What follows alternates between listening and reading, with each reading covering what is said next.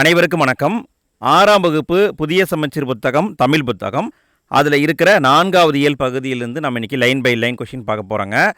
ஒவ்வொரு வரியையும் எடுத்து கேள்வி பதிலாக மாற்றி கொண்டு வந்திருக்கேன். நீங்கள் புத்தகத்தை படிக்கணும் அப்படின்னு அவசியமே கிடையாது. இந்த வீடியோவை முழுமையாக பார்த்தாவே போதும். எல்லா தகவலையுமே நான் கொண்டு வந்துட்டேன். இந்த 4வது இயல் பகுதியில் இருக்கிற பாடல், உரைநடை, இலக்கணம், மொழித்திறன் பயிற்சி மற்றும் அதுக்கு பின்னாடி இருக்கிற புக் பேக் கொஷின் எல்லாத்தையுமே கொண்டு வந்துட்டேங்க. மொத்தமே பார்த்தீங்கன்னா 50 கேள்வி தான் இருக்குது. ஸோ வீடியோவை முழுமையாக பார்த்து பயன்படுத்திக்கோங்க ஃப்ரெண்ட்ஸ். சரி, நம்ம இன்றைய வீடியோக்குள்ளே போகலாம். ஃபஸ்ட்டு நம்ம பார்க்க போகிறது மூதுரை அப்படிங்கிற தலைப்பில் ஒரு பாட்டு கொடுத்துருப்பாங்க. அதுலேருந்து கேள்விகளை பார்க்கலாம். ஃபஸ்ட்டு வினா பாருங்கள். மன்னனும் மாசற கற்றோனும் சீர்தூக்கின் மன்னனின் கற்றோன் சிறப்புடையன். மன்னனுக்கு தன் தேசமல்லால் சிறப்பில்லை, கற்றோருக்கு சென்ற இடமெல்லாம் சிறப்பு. இதை கொடுத்து கூட கேட்கலாம். கற்றோருக்கு சென்ற இடமெல்லாம் சிறப்பு என்று கல்வியுடைய சிறப்பை பாடியவர் யார்? இப்படி கல்வியுடைய சிறப்பை பாடியவர், இதுக்கான பதில் ஔவையார் தான் பாடியிருப்பாங்க. ஔவையார். அடுத்த வினா பாருங்கள். கீழ்கண்ட கூற்றுகளை ஆராய்க. மூதுரையை பற்றி 4 பாயிண்ட் கொடுத்துருக்காங்க. இது சரின்னு சொல்லணும். மூதுரை நூலின் ஆசிரியர் ஔவையார். ஆத்திச்சூடி, கொன்றைவேந்தன், நல்வெளி போன்ற நூல்களை இயற்றியுள்ளார். மூதுரை என்னும் சொல்லுக்கு சான்றோர் கூறும் அறிவுரை என்பது பொருள். சிறந்த அறிவுரைகளை கூறுவதால் இந்த நூல் மூதுரை என பெயர் பெற்றது. இதுக்கான பதில்னு பார்த்தீங்கன்னா ஃபஸ்ட்டு பாயிண்ட் சரி. மூதுரை இந்த நூலுடைய ஆசிரியர் ஔவையார். 2வது பாயிண்ட்டும் சரி. ஆத்திச்சூடி, கொன்றைவேந்தன், நல்வெளி போன்ற நூல்களை எழுதியிருக்காங்க. 3வது பாயிண்டில் தப்பு இருக்குது. மூதுரை என்ற சொல்லுக்கு சான்றோர் கிடையாது, மூத்தோர் கூறும் அறிவுரை என்று பொருள். 4வது பாயிண்ட்டு சரி. சிறந்த அறிவுரைகளை கூறுவதால் இந்த நூலுக்கு மூதுரை அப்படிங்கிற பேர் வந்திருக்குங்க. இப்போ விடைன்னு பார்த்தீங்கன்னா 1, 2, 4 மட்டும் சரி. ஃப்ரெண்ட்ஸ், நான் இங்கே ஒரு கேள்வியை கேட்குறேன். பதிலை கடைசியாக கமெண்ட்டில் பதிவு பண்ணுங்கள். ஆத்திச்சூடியை எழுதினவங்க ஔவையார். இன்னும் சில ஆத்திச்சூடிகள் இருக்குது. நேற்றைய வீடியோவில் பார்த்தோம், ஞாபகம் இருக்கா? அறிவியல் ஆத்திச்சூடி, அதை யார் எழுதுனாங்க? புதிய ஆத்திச்சூடி, இதை யார் எழுதுனாங்க? மறக்காமல் கமெண்ட்டில் பதிவு பண்ணுங்கள். அடுத்த வினா பாருங்கள். மூதுரை என்ற நூலில் உள்ள பாடல்களின் எண்ணிக்கை எத்தனை? மூதுரை இந்த நூலில் எத்தனை பாட்டு இருக்குது அப்படின்னு கேட்குறாங்க. இதுக்கான பதில் 31 பாடல்கள் இருக்குது. மூதுரையில் 31 பாடல்கள் இருக்குது. அடுத்த வினா பாருங்கள். சொல் பொருள் பொருத்துக. சொல்லையும் அதுக்கான பொருளையும் கரெக்டாக பொருத்தணும். இதுக்கான பதில் மாசற அப்படின்னா குற்றம் இல்லாமல், சீர்தூக்கின் அப்படின்னா ஒப்பிட்டு ஆராய்ந்து, தேசம் அப்படின்னா நாடு, மன்னருக்குன்னா மன்னனுக்கு. அடுத்து நாம் பார்க்க போகிறது இந்த பாட்டுக்கு பின்னாடி இருக்கிற புத்தக வினாவிடைகள். கேள்வியை பாருங்கள். மாணவர்கள் நூல்களை டேஸ் கற்க வேண்டும். மாணவர்கள் நூல்களை எப்படி கற்க வேண்டும்? இதுக்கான பதில் மாசற கற்க வேண்டும். மாசறன்னு என்னன்னு பார்த்தோம், ஞாபகம் இருக்கா? மாசற அப்படின்னா குற்றமில்லாமல். அப்போ மாணவர்கள் நூல்களை குற்றமில்லாமல் கற்க வேண்டும். அடுத்த வினா பாருங்கள். இடமெல்லாம் என்னும் சொல்லை பிரித்து எழுத கிடைப்பது என்ன? இடமெல்லாம் என்ற சொல்லை பிரித்து எழுத கிடைப்பது இடம் கூட்டல் எல்லாம், இடமெல்லாம். இடம் கூட்டல் எல்லாம். அடுத்த வினா பாருங்கள். மாசற என்னும் சொல்லை பிரித்து எழுத கிடைப்பது என்ன? மாசற என்ற சொல்லை பிரித்து எழுத கிடைப்பது மாசு கூட்டல் அற. மாசு கூட்டல் அற. அடுத்த வினா பாருங்கள். குற்றம் கூட்டல் இல்லாதவர் என்பதனை சேர்த்து எழுத கிடைக்கும் சொல் என்ன? குற்றம் கூட்டல் இல்லாதவர் என்பதை சேர்த்து எழுத கிடைக்கும் சொல் குற்றமில்லாதவர் என்பது சரி. குற்றமில்லாதவர். அடுத்த வினா பாருங்க. சிறப்பு கூட்டல் உடையார் என்பதனை சேர்த்து எழுத கிடைக்கும் சொல் என்ன? சிறப்பு கூட்டல் உடையார் என்பதனை சேர்த்து எழுத கிடைக்கும் சொல் சிறப்புடையார். சிறப்புடையார். அடுத்து நாம் பார்க்க போகிறது துன்பம் வெல்லும் கல்வி அப்படிங்கிற தலைப்பில் ஒரு பாட்டு கொடுத்துருப்பாங்க. அதிலிருந்து கேள்விகளை பார்க்கலாம். கேள்வியை பாருங்கள். மாற்றார் கைப்பொருளை நம்பி வாழக்கூடாது, தன்மானமில்லா கோழையுடன் சேரக்கூடாது என்று பாடியவர் யார்? இப்படியும் பாட்டு வரியை கொடுத்து கேட்கலாம். யார் பாடினாங்க அப்படின்னு கேட்கலாம். மாற்றார் கைப்பொருளை நம்பி வாழக்கூடாது, தன்மானமில்லா கோழையுடன் சேரக்கூடாது என்று பாடியவர் பட்டுக்கோட்டை கல்யாண சுந்தரம். பட்டுக்கோட்டை கல்யாண சுந்தரம். அடுத்த வினா பாருங்கள். கீழ்கண்ட கூற்றுகளை ஆராய்க. 3 பாயிண்ட் கொடுத்துருக்காங்க. எது சரி அப்படின்னு சொல்லணும். எளிய தமிழில் சீர்திருத்த கருத்துக்களை வலியுறுத்தி பாடியவர் பட்டுக்கோட்டை கல்யாண சுந்தரம். திரையிசை பாடல்களில் உழைப்பாளிகளின் உயர்வை போற்றியவர். இயற்கை கவிஞர் என்னும் சிறப்பு பெயரால் அழைக்கப்படுபவர். இதுக்கான பதில்னு பார்த்தீங்கன்னா ஃபஸ்ட்டு பாயிண்ட் சரி. எளிய தமிழில் சீர்திருத்த கருத்துக்களை சொன்னவர் பட்டுக்கோட்டை கல்யாண சுந்தரம். 2வது பாயிண்ட் சரி. திரையிசை பாடல்களில் ஒளிப்பாளிகளுடைய உயர்வை போற்றியவர். 3வது பாயிண்ட் தப்பு. இயற்கை கவிஞர் கிடையாது, இவரை மக்கள் கவிஞர் அப்படின்னு சொல்லுவாங்க. பட்டுக்கோட்டை கல்யாண சுந்தரம் அப்படிங்கிற ஒரு மக்கள் கவிஞர். அப்போ விடைன்னு பார்த்தீங்கன்னா 1, 2 மட்டும் சரி. சொல் பொருள் பொருத்துக. சொல்லையும் அதுக்கான பொருளையும் பொருத்தணும். தூற்றும்படி, தூற்றும்படினா இகழும்படி. மூத்தோர் அப்படின்னா பெரியோர். மாற்றார் என்றால் மற்றவர். நெறி என்றால் வழி. வற்றாமல் என்றால் குறையாமல். அடுத்து நாம் பார்க்க போகிறது இந்த பாட்டுக்கு பின்னாடி இருக்கிற புத்தக வினாவிடைகள். கேள்வியை பாருங்கள். மாணவர்கள் பிறர் டேஸ் நடக்கக்கூடாது. மாணவர்கள் பிறர் தூற்றும்படி நடக்கக்கூடாது. தூற்றும்படினா இகழும்படி, இகழும்படி நடக்கக்கூடாது. அடுத்த வினா பாருங்கள். நாம் யார் சொல்படி நடக்க வேண்டும். நாம் யார் சொல்படி நடக்க வேண்டும். இதுக்கான பதில் மூத்தோர் சொல்படி தான் நடக்க வேண்டும். அடுத்த வினா பாருங்கள். கைப்பொருள் என்னும் சொல்லை பிரித்து எழுத கிடைப்பது என்ன. கைப்பொருள் என்ற சொல்லை பிரித்து எழுத கிடைப்பது கை கூட்டல் பொருள் கைப்பொருள். கை கூட்டல் பொருள். அடுத்த வினா பாருங்க.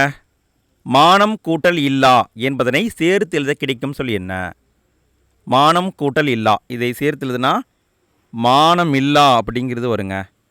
அடுத்து நாம் பார்க்க போகிறது உரைநடையை பார்க்க போகிறோம். கல்விக்கண் திறந்தவர் அப்படின்னு சொல்லிட்டு காமராசர் ஐயாவை பற்றி ஒரு உரைநடையை கொடுத்துருப்பாங்க. அதில் வந்து கேள்விகளை பார்க்கலாம்.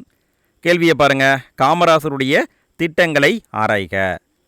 நாடு முழுக்க 5000 பள்ளிகளை திறக்க முடிவு செய்தார். 1 மைல் தூரத்தில் ஆரம்ப பள்ளி அமைக்க முடிவு செய்தார். 3 மைல் தூரத்தில் நடுநிலை பள்ளி அமைக்க முடிவு செய்தார். 5 மைல் தூரத்தில் உயர்நிலை பள்ளி அமைக்க முடிவு செய்தார்.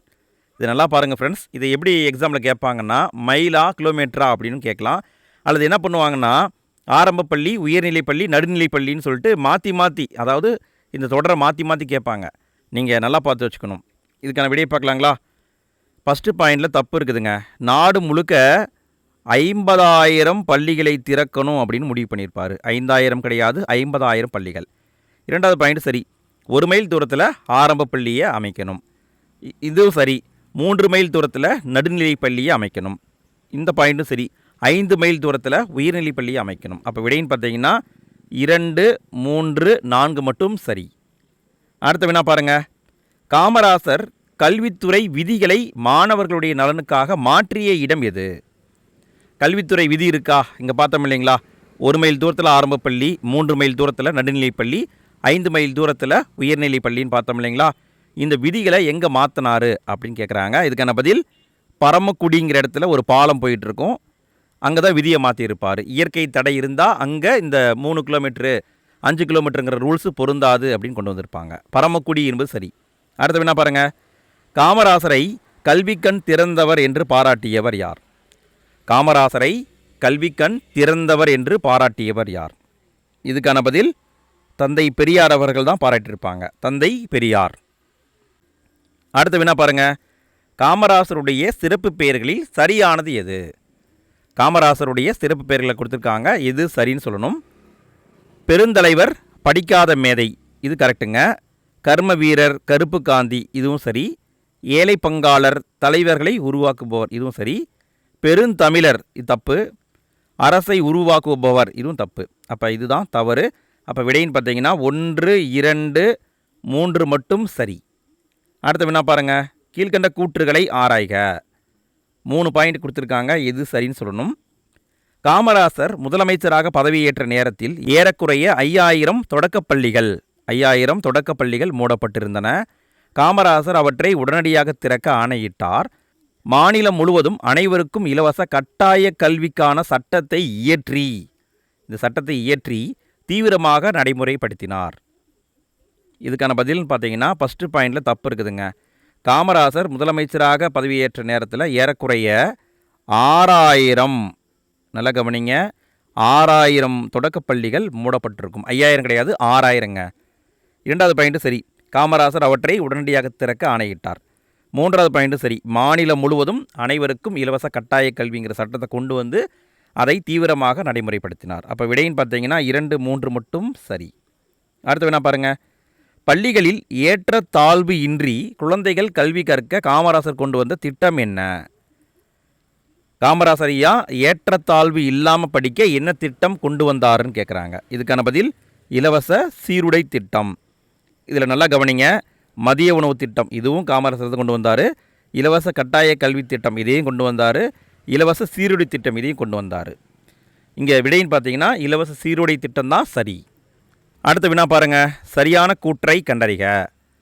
கூற்று: தமிழ்நாட்டில் கல்வி புரட்சிக்கு வித்திட்டவர் காமராசர் ஆவார். காரணம், மாணவர்கள் உயர்கல்வி பெற பொறியியல் கல்லூரிகள், மருத்துவக் கல்லூரிகள், கால்நடை மருத்துவக் கல்லூரிகள், ஆசிரிய பயிற்சி நிறுவனங்கள் ஆகியவற்றை புதிதாக தொடங்கினார். தமிழ்நாட்டில் பல கிளை நூலகங்களை தொடங்கினார். இதுக்கான பதில்னு பார்த்தீங்கன்னா கூற்றும் சரியாக இருக்குது, காரணமும் சரியாக இருக்குது. கூற்று காரணம் இரண்டுமே சரிதான். அடுத்து என்ன பாருங்கள், கீழ்கண்ட கூற்றுகளை ஆராய்க.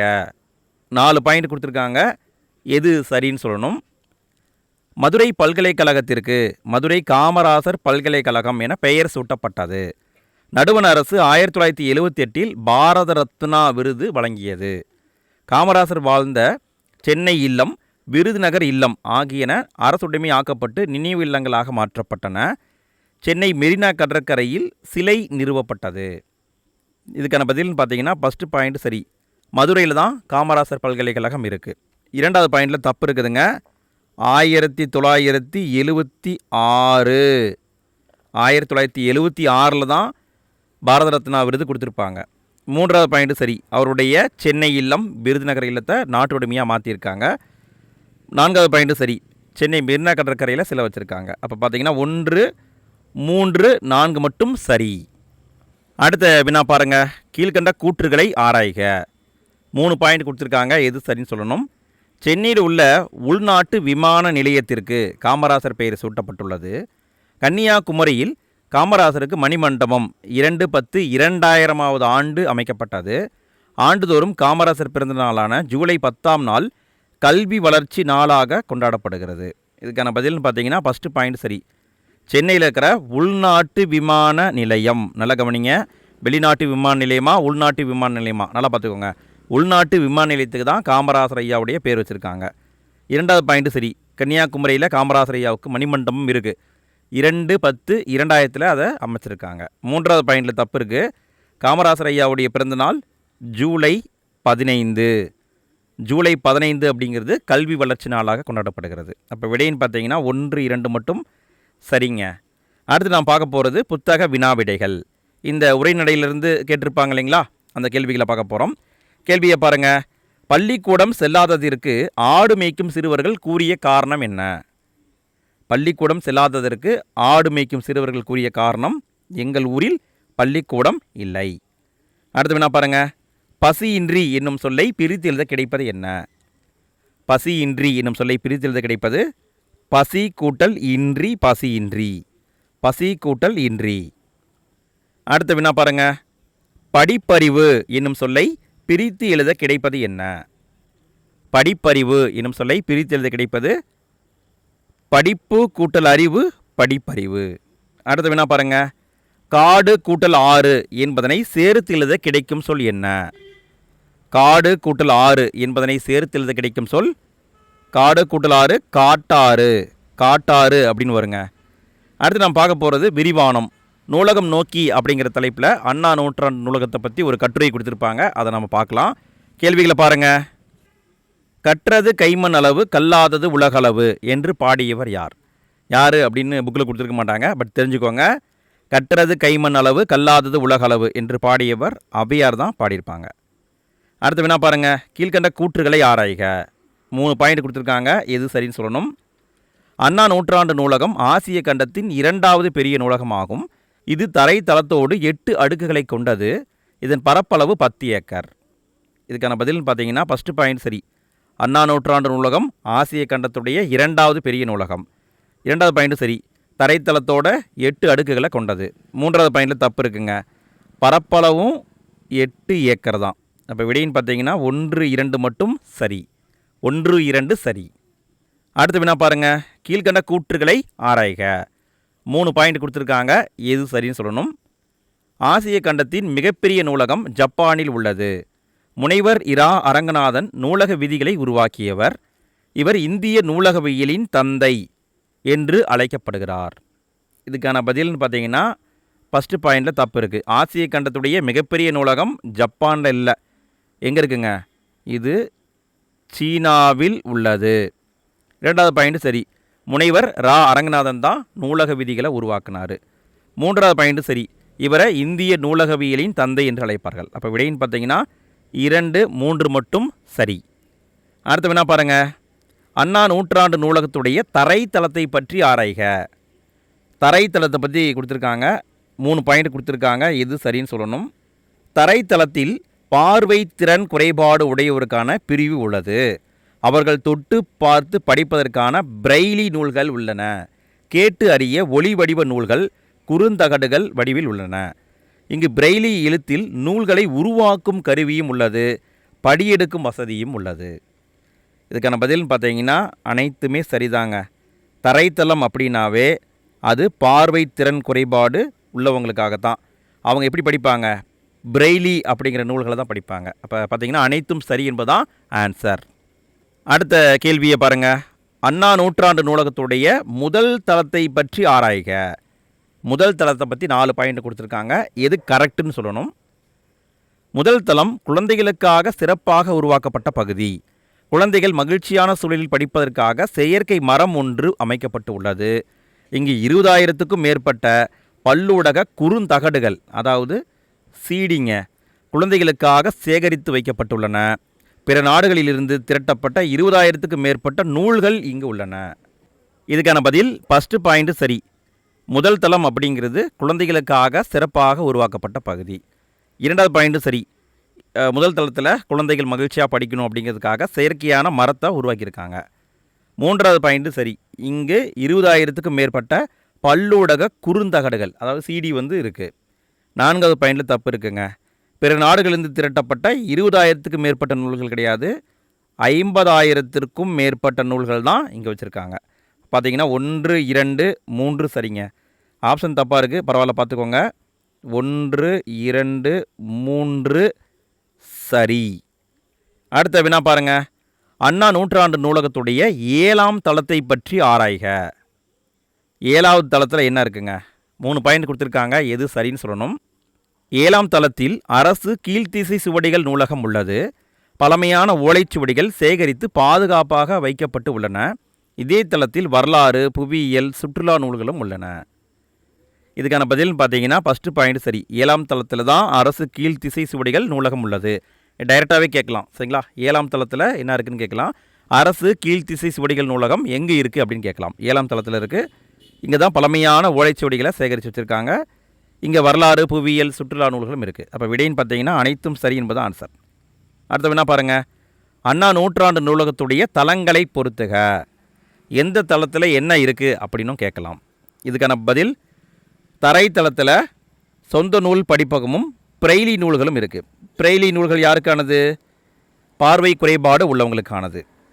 அடுத்து முதல் தளத்தில் குழந்தைகள் பிரிவும் பருவ இதழ்களும் இருக்குது. இரண்டாம் தளத்தில் தமிழ் நூல்கள் இருக்குது. 3ஆம் தளத்தில் கணினி அறிவியல், தத்துவம், அரசியல் நூல்கள் இருக்குது. அடுத்த வினா பாருங்கள். அண்ணா நூற்றாண்டு நூலகத்துடைய தளங்களை பொறுத்துக. அடுத்த இருக்கிற 4வது, 5வது, 6வது தளத்தில் என்ன இருக்குது அப்படிங்கிறத கேட்டிருக்காங்க. இதுக்கான பதில் 4ஆம் தளத்தில் பொருளியல், சட்டம், வணிகவியல், கல்வி இருக்குங்க. 5ஆம் தளத்தில் கணிதம், அறிவியல், மருத்துவம் இருக்கிறது. 6ஆம் தளத்தில் பொறியியல், வேளாண்மை, திரைப்படக்கலை இருக்குது. 7ஆம் தளத்தில் வரலாறு, சுற்றுலா, அரசு கீழ்த்திசை சுவடிகள் நூலகம் இருக்குது. 8ஆம் தளத்தில் கல்வி, தொலைக்காட்சியும் அலுவலக பிரிவும் இருக்குது. இங்கே நீங்கள் முக்கியமாக கவனிக்க வேண்டியது இந்த 7ஆம் தளத்தை வேணால் கேட்க வாய்ப்பு இருக்குது. இதை வேணால் நல்லா பார்த்துக்கோங்க. அடுத்து வேணால் பாருங்கள். கீழ்கண்ட கூற்றுகளை ஆராய்க. 2 பாயிண்ட் கொடுத்துருக்காங்க. எது சரின்னு சொல்லணும். கிராமங்களுக்கு தமிழக அரசு நடமாடும் நூலகம் என்னும் திட்டத்தை தொடங்கியுள்ளது. அதாவது கிராமங்களில் தொடங்கியிருக்காங்க. சிறந்த நூலகர்களுக்கு டாக்டர் சா இரா அரங்கநாதன் விருது வழங்கப்படுகிறது. இதுக்கான பதில்னு பார்த்தீங்கன்னா 2மே சரிங்க. கூற்று 2ம் சரி என்பது ஆன்சர். அடுத்து நாம் பார்க்க போகிறது இலக்கணம். இலக்கணத்தில் இணை எழுத்துக்கள் அப்படிங்கிற தலைப்பாக கொடுத்துருக்காங்க. கேள்விகளை பாருங்கள். ஃபஸ்ட்டு வினா பாருங்கள். சரியான கூற்றை கண்டறிக. கூற்று ஒற்றுமை உள்ள எழுத்துக்கள் இணை எழுத்துக்கள் எனப்படும். காரணம், சில எழுத்துக்களுக்கு இடையே ஒலிக்கும் முயற்சி பிறக்கும் இடம் ஆகியவற்றில் ஒற்றுமை உண்டு. இதுக்கான பதில்னு பார்த்தீங்கன்னா கூற்று காரணம் இரண்டுமே சரிதாங்க. கூற்று காரணம் சரி. ஒற்றுமை உள்ள எழுத்துக்களை இணை எழுத்துக்கள் அப்படின்னு சொல்லுவாங்க. எழுத்துக்களுக்கு இடையே ஒலிக்கும் முயற்சியும் பிறக்கும் இடமும் ஒற்றுமையாகவும் இருக்கும். அடுத்த வினா பாருங்கள். கீழ்கண்ட கூற்றுகளை ஆராய்க. 3 பாயிண்ட் கொடுத்துருக்காங்க, எது சரின்னு சொல்லணும். 6 வல்லின மெய் எழுத்துக்களுக்கும் 6 மெல்லின எழுத்துக்களும் இணை எழுத்துக்கள் ஆகும். 6 வல்லின மெய் எழுத்திற்கு அந்த 6க்கும் 6 மெல்லின எழுத்துக்கள் இணை எழுத்துக்கள் ஆகும். சொற்களில் வல்லின மெய் எழுத்தை அடுத்து பெரும்பாலும் அதன் இனமாகிய மெல்லின எழுத்து வரும். இடையின எழுத்துக்கள் 6ம் இந்த 6ம் ஒரே இனமாகும். இதுக்கான பதில்னு பார்த்தீங்கன்னா ஃபஸ்ட்டு பாயிண்ட் சரி. வல்லின மெய் எழுத்துக்கு மெல்லின எழுத்துக்கள் இணை எழுத்துக்கள். ஆனால் 2வது பாயிண்டில் தப்பு இருக்குதுங்க. ஒரு சொல் வருதுன்னா அதில் வல்லினம் ஃபஸ்ட்டு வராது, ஃபஸ்ட்டு மெல்லினம் தான் வரும், அப்புறம் தான் அதனுடைய இனமான வல்லினம் வரும். சொல்லில் ஃபஸ்ட்டு மெல்லினம் தான் வரும், அப்புறம் தான் வல்லினம் வரும். உதாரணம் பாருங்கள். இப்போ தங்கம்னு எழுதுன்னு வச்சுக்கோங்களேன். தங்கம், இதில் இங்கு அப்படிங்கிறது மெல்லினம், கா அப்படிங்கிறது வல்லினம். அப்போ பாருங்கள், ஃபஸ்ட்டு மெல்லினம் தான் வரும், ஃபஸ்ட்டு மெல்லினம் வரும், அப்புறம் தான் வல்லினம் வரும். அப்போ இந்த பாயிண்ட் தப்பு. அடுத்த பாயிண்ட் சரி. இடையின எழுத்துக்கள் 6ம் ஒரே இனமாகும். அப்போ விடைன்னு பார்த்தீங்கன்னா 1, 3 மட்டும் சரி. அடுத்த வினா பாருங்கள். இணை எழுத்துக்களை பொறுத்துக. இணை எழுத்துக்களை கரெக்டாக பொருத்தணும். விடையை பார்க்கலாங்களா? இங்கு அப்படிங்கிறதுக்கு கா அப்படிங்கிற இணை எழுத்து. தங்கம் அப்படின்னா இங்குக்கு அடுத்து கா வரும். இஞ்சுக்கு அடுத்து என்ன வருங்க? மஞ்சள். உச்சரித்து பாருங்கள். இஞ்சுக்கு அடுத்து அதனுடைய இனம் சா அப்படிங்கிறது வரும். இன்னு இதுக்கு அடுத்து என்ன வருங்க? இப்போ கண்டம் அப்படின்னு எழுதுறீங்க, இன்னுக்கு அடுத்து என்ன வருங்க? இட்டு தான் வரும். இதுதான் இணை எழுத்து. இந்து. தந்தம் அடுத்து என்ன வருங்க? எத்து வரும். அப்போ இதுதான் இணை எழுத்து. உச்சரித்து பார்த்தாவே இணை எழுத்துக்களை கண்டுபிடிச்சி ஆன்சர் போட்டுடலாம். அடுத்து என்ன பாருங்கள். கீழ்கண்ட கூற்றுகளை ஆராய்க. 4 பாயிண்ட் கொடுத்துருக்காங்க, எது சரின்னு சொல்லணும். மெய் எழுத்துக்களைப் போல உயிர் எழுத்துக்களிலும் இணை எழுத்துக்கள் உண்டு. உயிர் எழுத்துக்களில் குறிலுக்கு நெடிலும் நெடிலுக்கு குறிலும் இணை எழுத்துக்கள் ஆகும். குறில் எழுத்து இல்லாத ஐ என்னும் எழுத்திற்கு ஈ என்பது இணை எழுத்தாகும். குறில் எழுத்து இல்லாத ஔ என்னும் எழுத்துக்கு ஊ என்பது இணை எழுத்தாகும். இதுக்கான பதில்னு பார்த்தீங்கன்னா அனைத்துமே சரிதாங்க. இது இது இது இது அனைத்துமே சரிதான். ஐக்கு இணை எழுத்துனா ஈ, அவுக்கு இணை எழுத்து ஊ. உச்சரிக்கும் போதே கண்டுபிடிச்சிருவீங்க. குறிலுக்கு நெடில், நெடிலுக்கு குறில் வரும். அப்போ விடைன்னு பார்த்தீங்கன்னா அனைத்துமே சரி என்பது தான் ஆன்சர். அடுத்து என்ன பாருங்கள். கீழ்கண்ட கூற்றுகளை ஆராய்க. 3 பாயிண்ட் கொடுத்துருக்காங்க, எது சரின்னு சொல்லணும். சொல்லில் உயிர் எழுத்துக்கள் சேர்ந்து வருவது இல்லை. அளபெடையில் மட்டுமே நெடிலை தொடர்ந்து அதன் இனமாகிய குறில் எழுத்து சேர்ந்து வரும். தமிழ் எழுத்துக்களில் ஆயுத எழுத்துக்கு மட்டும் இணை எழுத்து இல்லை. இதுக்கான பதில்னு பார்த்தீங்கன்னா ஃபஸ்ட்டு பாயிண்ட் சரி. சொல்லில் உயிர் எழுத்துக்கள் சேர்ந்து வராது. 2வது பாயிண்ட்டு சரி.